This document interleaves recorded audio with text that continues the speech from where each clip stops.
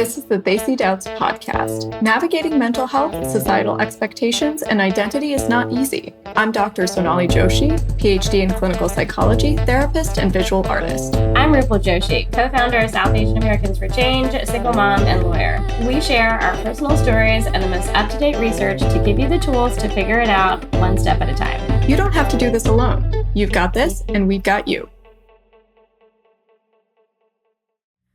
Welcome to episode 2 of Desi Doubts, the podcast hosted by South Asian Americans for Change.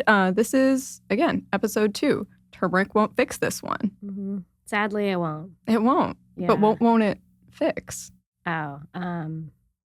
Everything. No. It will fix some stuff. It'll fix some stuff, but usually not the heavy hitters that it's prescribed for. So that's what we're going to spend a lot of time talking about today. But first, who are you? I'm Rupal Joshi. I am a mother, a lawyer, and one of the co-founders of South Asian Americans for Change. And I'm Dr. Sonalee Joshi. I have my PhD in clinical psychology. I'm a therapist and a visual artist. So today we're talking a lot about the idea of change and how to recognize that you need to make a change and what you need to do to get there. Yeah. So I think, at least for me, there was a time period where I knew something was wrong. Like, I don't feel like myself. Mm-hmm. I'm not myself. I'm at the point of having a lot of dysfunction in my life. Like, something needs to happen. One of the things that I love about talking to you, and we talked about this literally in the car right here, Mm-hmm. is there's a lot of vocab for things that I didn't know existed. And I feel like that's also important to talk about in and of itself, because you've brought up this point before, growing up the way we grew up, Mm-hmm. we also don't have vocab for things even outside of mental health. So before we jump into the episode of what we're talking about, can you talk a little bit about the importance of vocab and why it is to have a word for what it is that we're trying to talk about? Yeah, absolutely. So a lot of my clinical training and a lot of my clinical work that I do now is treating PTSD, anxiety disorders, OCD, and addiction or substance use disorders. And I think with each one of those things, people don't just end up in my office because, they feel like it, or it's not just a normal, regular part of their day. Oftentimes they're coming in and they're saying that I have gotten to this point where things need to change for whatever reason. And like you said, there's not a lot of language around that. There's not a lot of scaffolding around that. So one of the first things that I often do with individual patients or even in group settings is walk through what are called the stages of change. And that's kind of going to be my little vocab fun fact corner for today. But what the stages of change are a way that medical providers or even therapists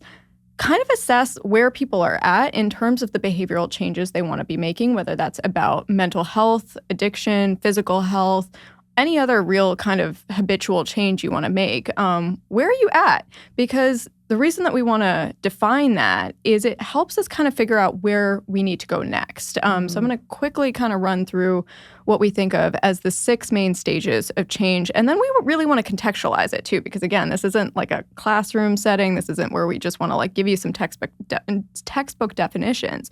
This is where we really want to help you think about how you might apply this to your own life. So the first stage of change is what we call pre-contemplation. So as the name kind of implies, it's before we've really recognized that there's something that needs to change, that there's a problem. Oftentimes when people are in pre-contemplation, that's the worst time to try to have any sort of intervention or to try to make them change. But that's often when we kind of want to shake them and say hey, something's gotta change. This is when, you haven't really taken that first step and you're sort of in what we might call denial. Second stage is where there's a little bit of internal progress that's been made. So contemplation is when you start to think all right, I'm not ready to take any real concrete steps yet, but maybe something needs to change. Maybe I can finally acknowledge that there's room to grow here. And that's often where people will be most receptive to some sort of intervention from loved ones to say like, hey, maybe we need to make some sort of change.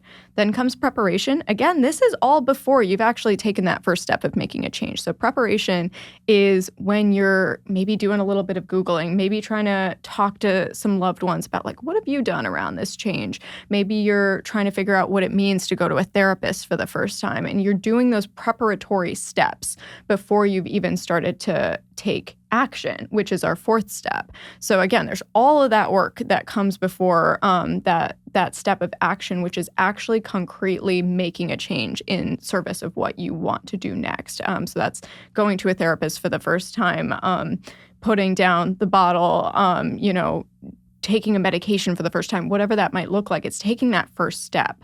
But then there are a few steps after that too, because it's not just you take that action step and suddenly everything is figured out, right? You have to hit that maintenance phase. So you have to get to a point where those action steps aren't as hard anymore, and you can kind of just maintain them. Like again, that stage has in its name, and it's feeling like you just want to make it work for the contexts that you're in. And then the last step that we really think about in that whole journey is actually relapse, which is something that I think we talk a lot about in the context of addiction.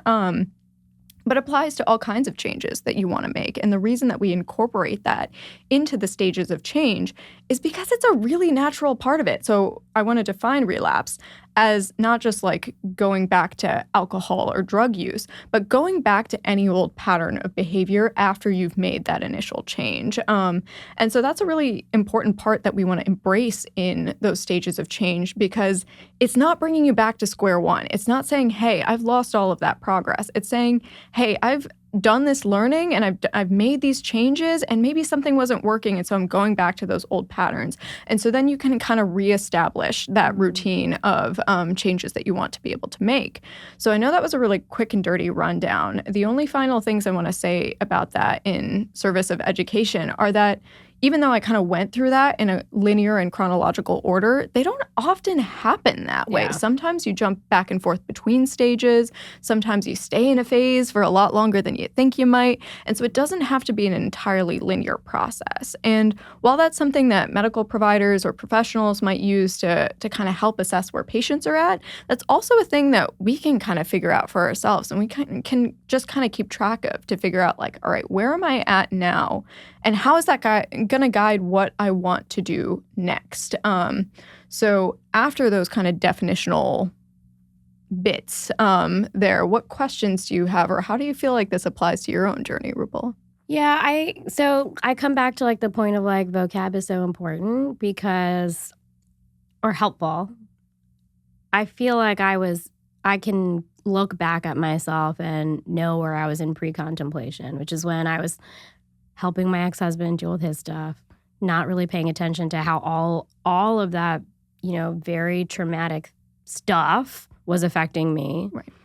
And then started to enter into contemplation once, his life was sort of separated from mine. I was with my baby and realizing that something's off. Yeah. Which is natural. Like you are in a relationship with an addict and giving birth and taking care of a newborn. Like, of course, like there's going to be a consequence of that. I think one thing that I keep thinking about, though, is just like our community, right? And how there are so many stages of change before action, which is what you just said. So pre-contemplation, contemplation, then action, right?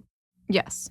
And preparation. Oh, somewhere preparation. in there too. Okay. Yes. Pre-contemplation, contemplation, preparation. And then action. Mm-hmm. So, and I may be generalizing, but at least from like my perspective and like what I've seen from people I've met at SAAFC events that want to talk to me about things. I mean, when you become somebody who's vocal about having gone to therapy and taking medication, and as you have done in a lot of our events, like I was a panelist or a moderator for our panelists. So like I shared my story a long time ago in front of a lot of people. Yeah. And the result of that, which is exactly what we wanted, is that people would approach us and want to talk to us about their story.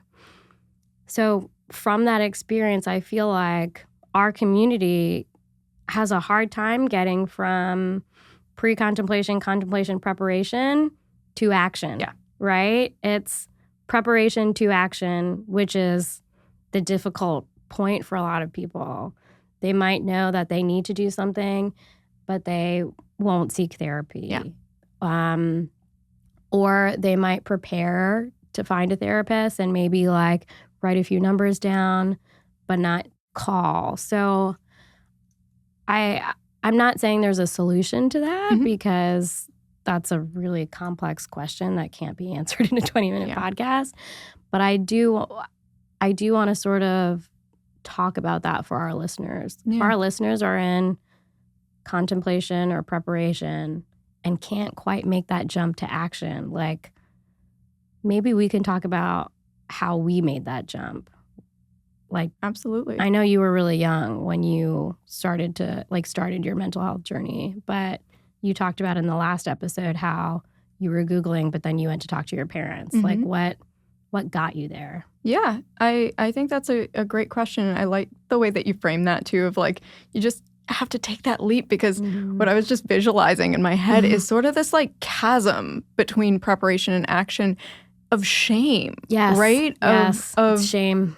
There's a wall, there's a chasm, there's something that's stopping me from taking that first step. And it's often, again, thinking about the people that we meet at our events, like it's often that shame. It's often that fear of the unknown of like, what does it mean about me? Or what does it mean if I take this step to do something different? Because there's almost a comfort in doing the things that we've been doing our whole lives. That routine comes from somewhere, right? So it's often sitting with that discomfort of the unknown, of what happens if I take that first step towards my goals, that gets people to make that leap. So for me, like you said, I was pretty young. The first thing that kind of got me over that hump was again, I read a book about a fictional character, and it was, a young white boy, but so not a person like me, but it was someone who was saying that I'm an overachiever and I'm experiencing these symptoms of anxiety like I've never before, and I need to get help for it. And so that made me go like, oh, there's something I recognize in this character that reminds me of me. And so maybe I need to talk to my parents about it. And then it was kind of I kind of actually went a little bit back into pre-contemplation, because I should be really clear, my parents have supported me my entire life, and they've been incredible along my mental health journey. But again, that was a time where they didn't know what it meant to get therapy for your kid. And there was a lot of stigma around what that looked like. So there was some resistance there. There was some like, are you sure you need to get help? Like, what does that even mean? What does that look like? And so it just put me right back in pre-contemplation of like, forget about it. Yeah. And then I saw my first therapist, and I was still like, I don't know if this is right for me. I saw a psychiatrist, and I was like, I don't know. Maybe I can just do this on my own. And it took several starts and stops and several experiences of me trying to get over that hurdle of shame, both from myself, from my community. I was hiding it from people at school, my loved ones.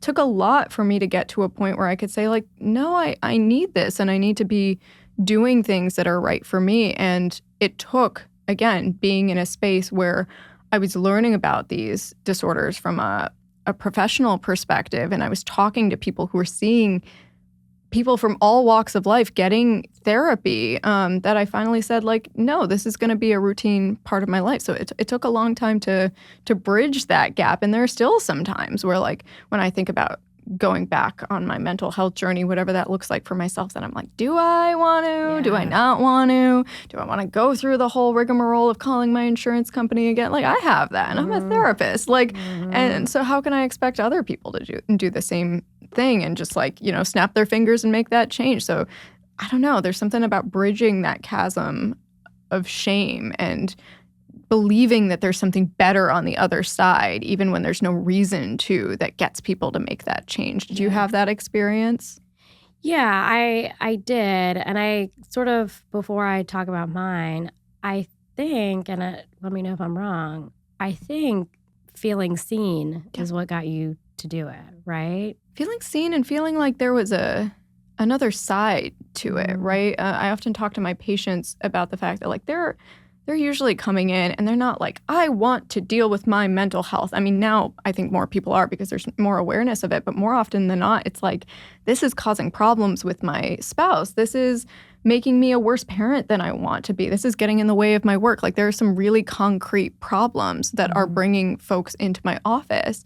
And it's that promise that there is a life worth living without these symptoms or without the things that are holding me back that makes me want to do this, that makes me want to go through tough exposures around panic attacks, that makes me want to have difficult conversations around burnout, that makes me want to quit alcohol because then I will get to spend time with my grandchild. Then I will get to actually do the work that is meaningful to me without calling out sick every day. Like, these are real, tangible things that people see on the other side of this journey that they want to be working towards. And I think that was the case for me. Oh, I see. Okay. So feeling seen and then also like seeing a different future. Yeah. I think it was a little bit different for me. Mm-hmm. I think what got me there, at least in the short term, was like being a mom. Yeah. Being a single mom, right? Because my husband was not, like, at the time we were married and he was not there. He was getting sober. He was doing what he needed to do to get sober. And I was the only person responsible for like taking care of this like little thing. And I was a first-time mom and I had a lot of community, but it was the pandemic.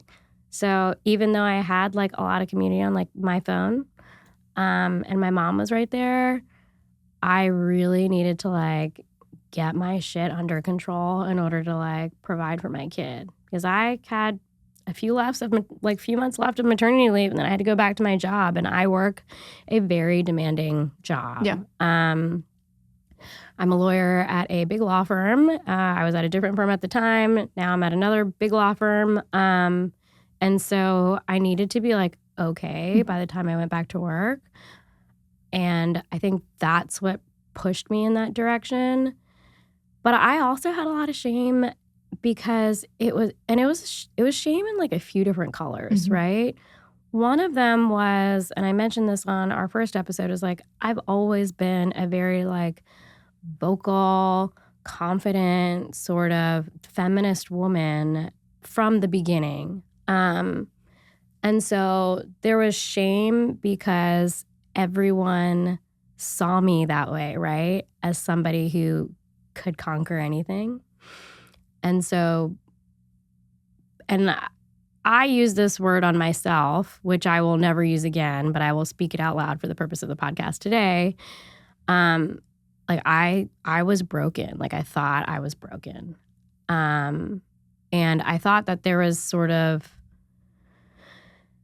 I thought that the problem had been removed, right? Yeah. I was like, this person had the problem. This person is not in my life anymore. I can sort of move on. And like, I'm not the broken one. I will keep going. And so I'm Rupal Joshi. I am a badass boss bitch. Like, I mean, we grew up in the 2000s. Yeah. Like, you know, girl boss was like the thing at that time. That is like how I identified. Yeah. And so there was that shame. Then there was a cultural shame, right, of keeping everything that happened to me a secret for so long. And having sort of like the thoughts of like, and again, these aren't things that I thought, but things that were spoken to me. You work too much. That's why this happened. You're not there for your husband. You didn't cook every day. You know, you guys are a team. And so if he goes down, you go down with him.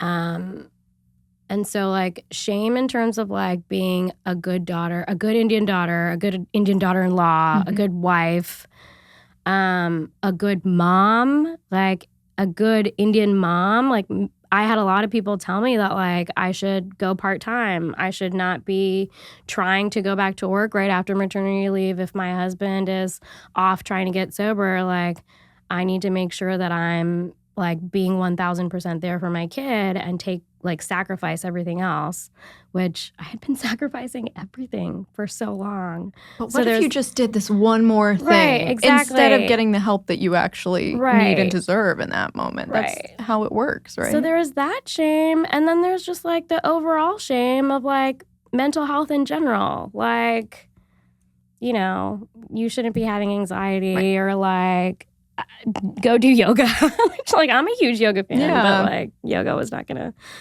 fix that one, and neither was turmeric. So there was a lot of complex layers of shame, and I didn't get past them by going to therapy. I think in the short term, I needed to become functional because I needed to function in life. That's what got me to therapy. And then once I was in therapy is when I started unraveling all of this stuff. And it took a long time. Yeah.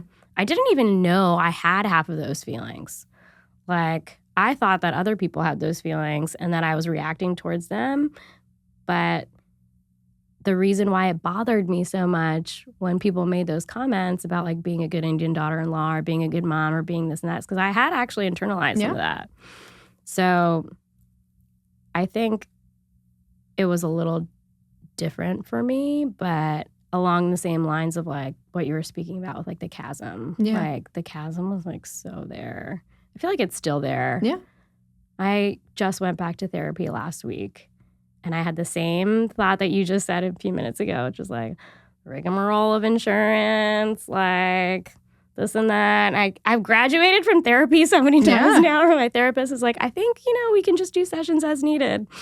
And I was so happy for myself to have graduated that. It felt, even now, like this far into my journey last week, texting my therapist and asking for a session felt not good. Yeah. I was not happy about it, but I knew I had to do it. Right. So, no, I think you're hitting on something really important, which is this idea of the non-linearity of it too, because, and I wanna harp on vocab for another minute here because I think it's really important.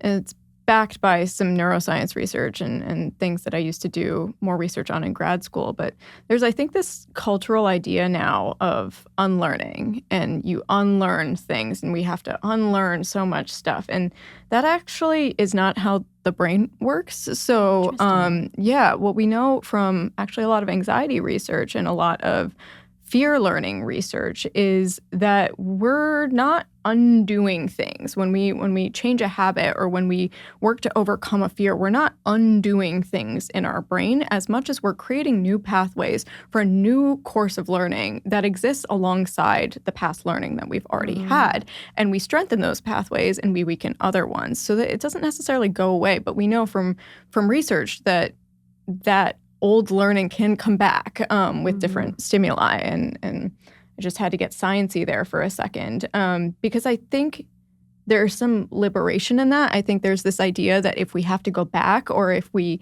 see ourselves falling into old patterns that we haven't quite like pulled up all the weeds and there's still something there that we have to target and we haven't done a good enough job. And I think I would argue that that's there and it's probably weaker than it was before. There's this whole new course of learning that we can turn to in our brains to do things differently this time. It's a warning sign. It's saying that like, hey, I'm recognizing this and so I can actually do things differently. But I just offer to both of us and hopefully to our listeners too that it's not that we haven't done enough in this too, which I know like growing up, I'm like, what? You mean I've failed at therapy too? Like I haven't done enough in my mental health journey either? And it's like, no, we're actually more equipped now to handle the hard things that are coming our way than we ever were the first time we went through this. It actually feels less heavy when you say that. Yeah. Right? Because it's like, I mean, and going back to the importance of vocab, like it feels less heavy to say, I had to unlearn all of these things than to just say, I had to think about the beliefs that I actually had and prioritize what I wanted. I'm having a hard time articulating it for this exact reason. So if you say that we don't need to unlearn things, we can just learn new things alongside the old things. I had to learn new things alongside the old things and make that stronger than the old things. Yeah. Or even like overlearning or just thinking of like at the basics of it. It's just like, what do I want my life to look like now, knowing what I know? Yeah. And that's what you're doing. And that's what I'm doing. I think we're just trying to figure out, like, I have so much more information now than I did when I started this journey. I might go back to pre-contemplation, but it's not just a circle, right? Yeah. It's kind of this, like, I've got that prior information about what it's been like to be in pre-contemplation before. And so I can sit in that denial for a minute. I can kick and scream and say, I don't want to go back to therapy. I don't want to make this change. I don't want to go to the gym. Whatever it is. But then I also have that kind of knowledge that like, hey, this is what worked for me before. And so maybe that's a place for me to start, even if it's not the same thing I need, even if I find that like, hey, this time I need to step it up and get medication, or this is how I need to rope in my community. At least I have some ideas of where to start that I did not have before. Nobody can take that away from me. One thing that I think both of us said in our stories is we took the leap from preparation to action, even though we didn't feel completely ready or like we had all the information. Yeah. We sort of had this moment of aha, and we did it. If you are at the moment of contemplation or preparation and you feel stuck, like it's okay to just take the leap and figure it out as you go. Yeah. Like that's the point of action, right? To try and like get the tools, get the resources from an expert, which we talk about in the next episode, to get there. And then it's not so scary when you're doing it with somebody else. Yeah. But you have to be the person that makes the leap. Yeah. Right? Yeah. I love the idea of doing it imperfectly.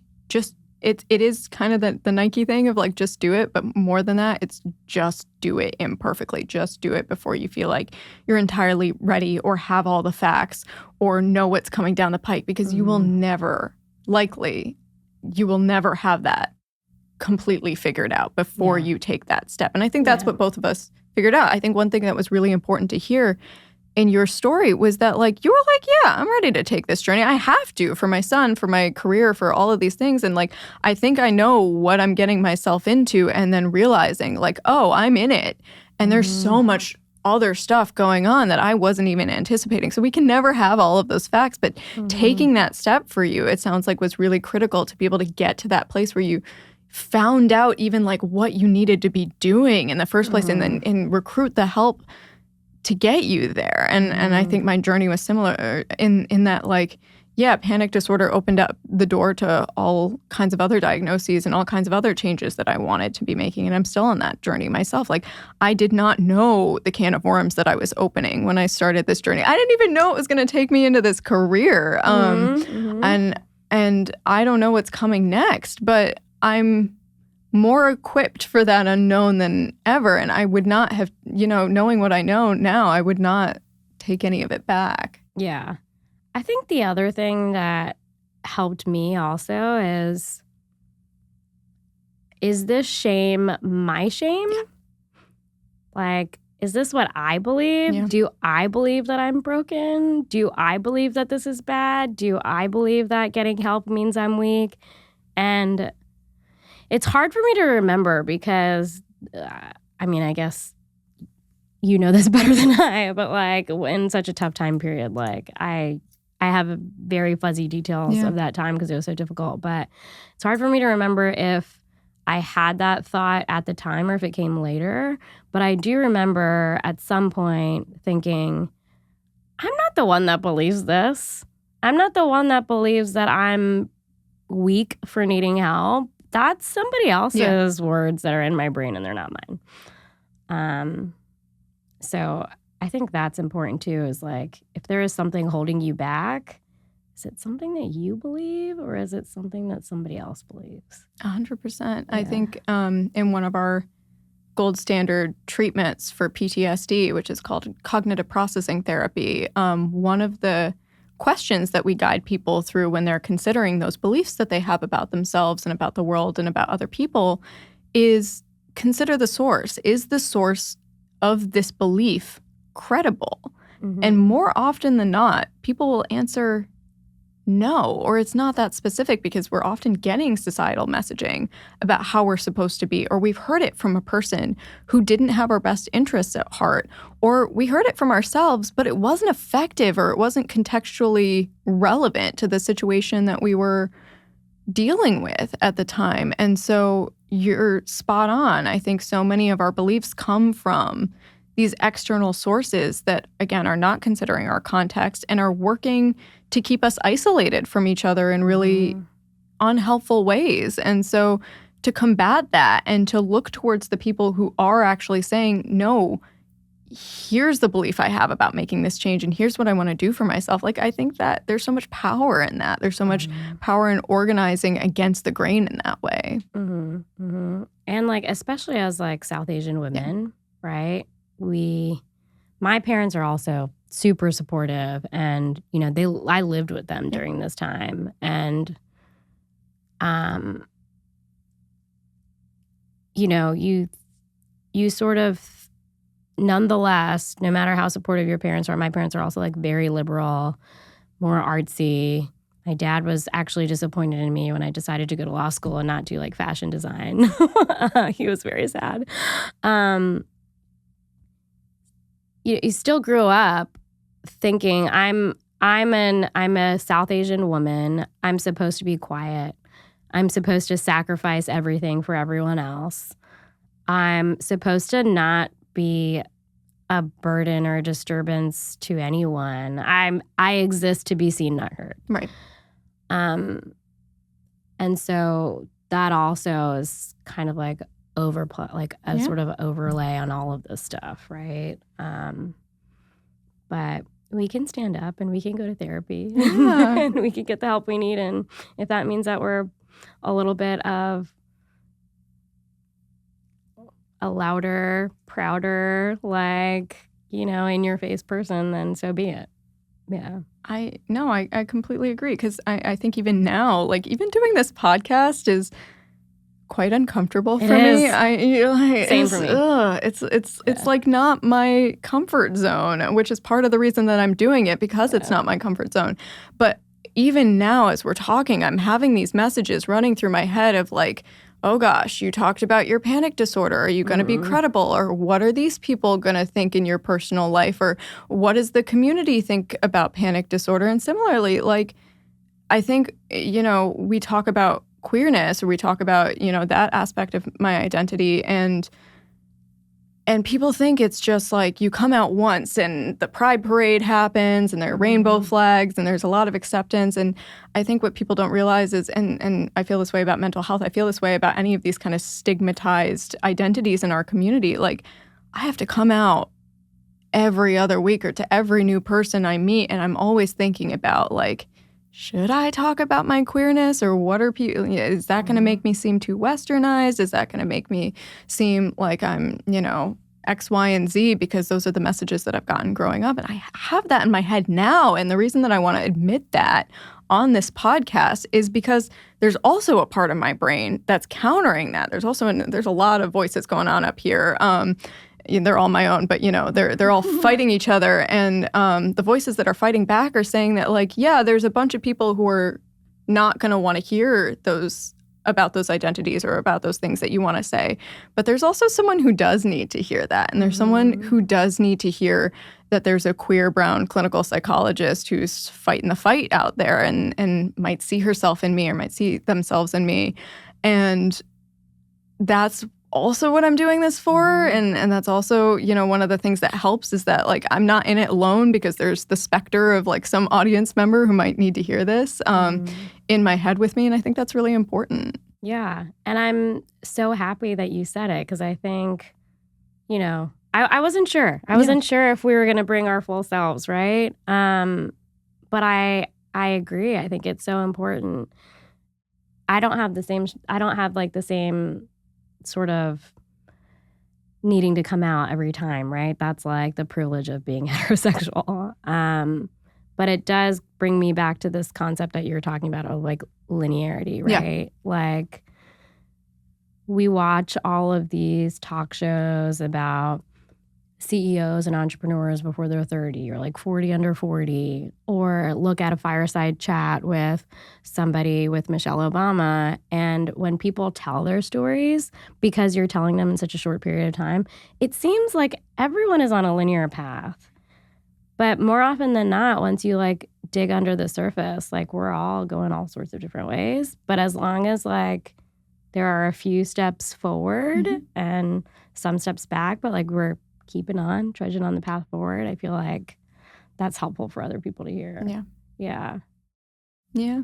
It's messy and it's gross, and sometimes it feels like you're taking steps back. I talk about that all the time with physical health too, because part of my work in my previous career was working with survivors of gun violence in West and Southwest Philadelphia, and so I would get to meet them bedside as they were recovering from their injuries, very real physical health injuries. Mental health injuries are also real, but like just these tangible things that we think about as sort of like linearly healing. And they would talk to me about, I'm so frustrated that I have to go in for another surgery, or I have to, take care of this other procedure that I thought was going to be straightforward. And it's like we have this sort of storybook narrative in our heads that like things are just going to advance in this way, or that if we put in the work. I think that's also a message that we get as Desi women especially, is that like if we put in the work in this way, it's going to amount to this, magical, happy ending. And for physical health, for mental health, for all kinds of things,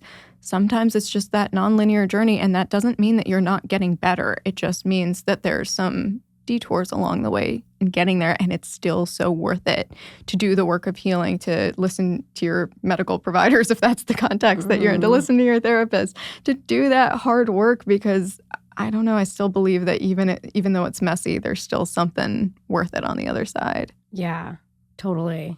And I think one thing that I'm excited about is getting together some resources for our listeners that are on the cusp of preparation and action, or that are in the pre-contemplation phase and maybe going into preparation phase. Is we talked about like the rigmarole of insurance. We talked about like going to therapy. We're going to be talking about the different types of providers in the next episode. But one thing that we're going to do for our listeners is try and make it a little bit easier on them. So if you guys go over to our Instagram page at Desi Doubts Pod, or send us an email, what we're going to do is we're going to have resources ready for you. So we're going to throw together a bunch of South Asian therapists that might be helpful. We're going to put together some fact sheets on like how to provide or how to find a therapist that might be within your insurance company, and make it a little bit easier on you guys to take those next steps. And maybe another thing that we can do is put together like a series of questions to help people get to that next stage, or at least like think about it. Right. Which is what I wish I had back then. I know. Yeah.